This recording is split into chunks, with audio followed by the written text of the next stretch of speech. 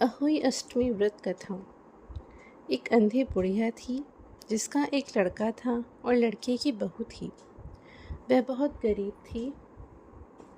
वह अंधी बुढ़िया नित्य प्रतिदिन गणेश जी की पूजा किया करती थी। गणेश जी साक्षात सन्मुख आकर कहते थे कि बुढ़िया माई, तुझे जो चाहिए सो मांग ले। बुढ़िया कहती, मुझे मांगना नहीं आता, सो कैसे मांगूं और क्या मांगूं। तब गणेश जी बोले, अपनी बहू और बेटे से पूछकर ही मांग ले। तब बुढ़िया ने अपने पुत्र और पुत्रवधू से पूछा तो बेटा बोला कि धन मांग ले और बहू ने कहा कि पोता मांग ले। तब बुढ़िया ने सोचा कि बहू और बेटा तो अपने मतलब की बातें कर रहे हैं। उस बुढ़िया ने पड़ोसियों से पूछा तो पड़ोसियों ने कहा कि बुढ़िया, तेरी थोड़ी सी जिंदगी है, क्यों मांगे धन और क्यों मांगे पोता। तू तो केवल अपने लिए नेत्र मांग ले, जिससे तेरी बाकी की बची हुई जिंदगी सुख से व्यतीत हो जाए।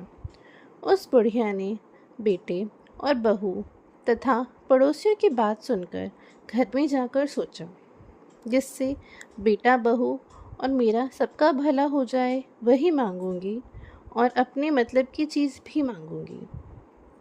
जब दूसरे दिन श्री गणेश जी आए और बोले, बोल बुढ़िया, क्या मांगती है? हमारा वचन है, जो तू मांगेगी सो ही पाएगी। गणेश जी के वचन सुनकर बुढ़िया बोली, हे गणेश राज, यदि आप मुझ पर प्रसन्न हैं तो मुझे 9 कौड़ी की माया दे, निरोगी काया दे, अमर सुहाग दे, आँखों में प्रकाश दे, नाती दे, पोता दे और समस्त परिवार को सुख दे और अंत में मोक्ष दे।